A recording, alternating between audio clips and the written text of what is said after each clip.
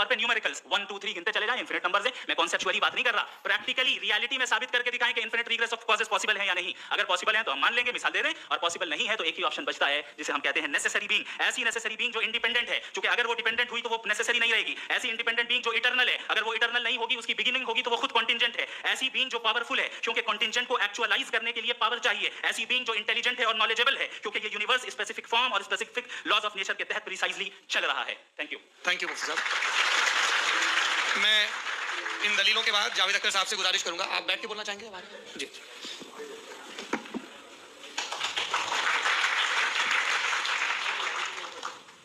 पहले तो मैं मुफ्ती साहब को एक अच्छी खबर देना चाहूँगा कि मेरी नॉलेज साइंस के बारे में बड़ी मामूली है, तो आप फिक्र न करें उसकी, लेकिन कुछ कॉमन सेंस है मुझ में।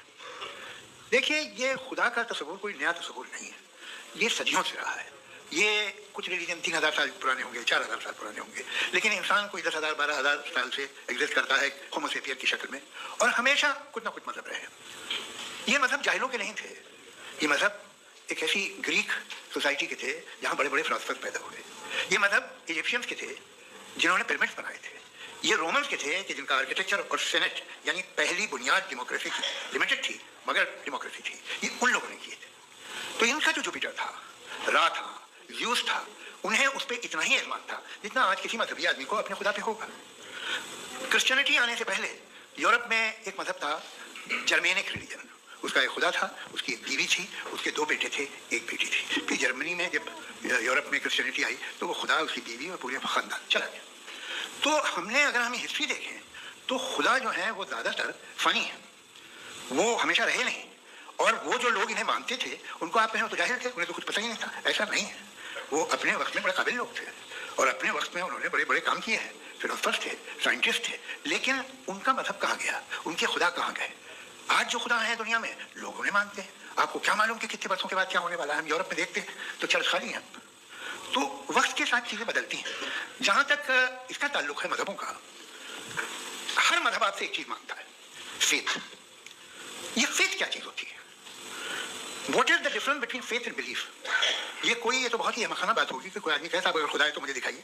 ये तो जाहिलाना बात हुई। मैंने तो नॉर्थ पोल नहीं देखा है, मगर मैं मानता हूँ कि नॉर्थ पोल है। मैं क्यों मानता हूँ? इसलिए कि अगर ये दुनिया राउंड है तो उसका कोई टॉप होगा। कुछ लोग हैं जो वहाँ गए भी हैं, कॉमन सेंस कहता है कि ऐसा होगा, सबूत है, गवाह है, रीजन है। तो ये मेरा फेथ नहीं है। तो फेथ में और बिलीफ में डिफरेंस क्या है? जो मजहब मानता है, हर मजहब फेथ मानता है। फेथ का मतलब ये है कि ना कोई गवाह हो, ना कोई सबूत हो, ना कोई रैशनल हो, ना कोई लॉजिक हो, ना कोई प्रूफ हो, मगर तुम एक बात को मानो। ये है फेथ, वरना बिलीफ होता।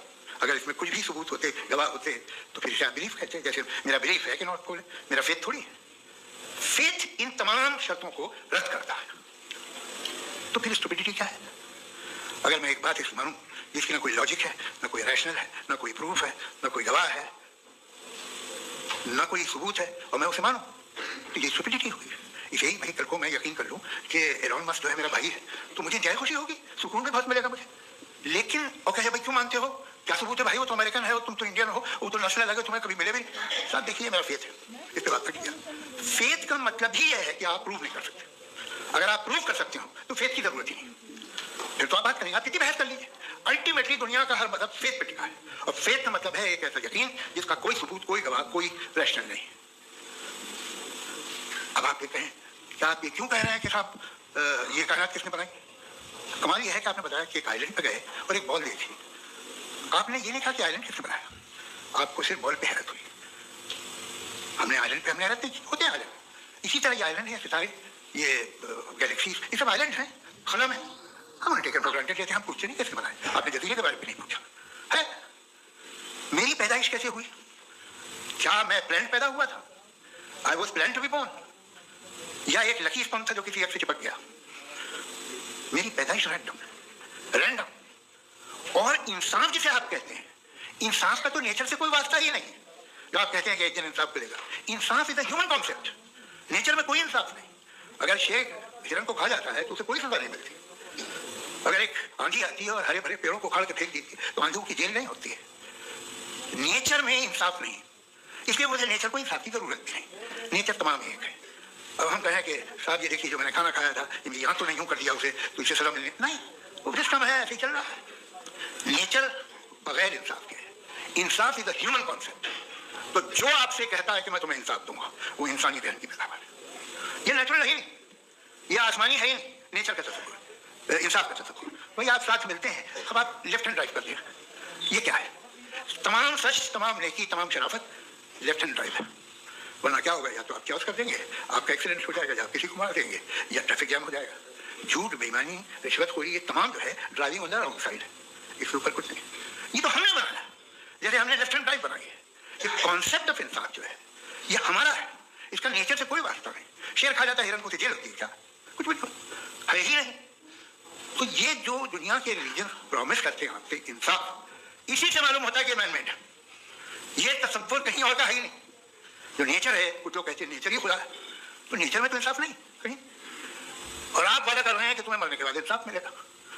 मुझे अगर मिलेगा तो मैं बहुत खुश हूँगा, लेकिन मैं यकीन नहीं कर पाता हूँ, इसलिए कि मैं फेथ नहीं पैदा कर सकता। The very fact that religions demand faith, इसका मतलब है कि उनके पास जस्टिफिकेशन नहीं है।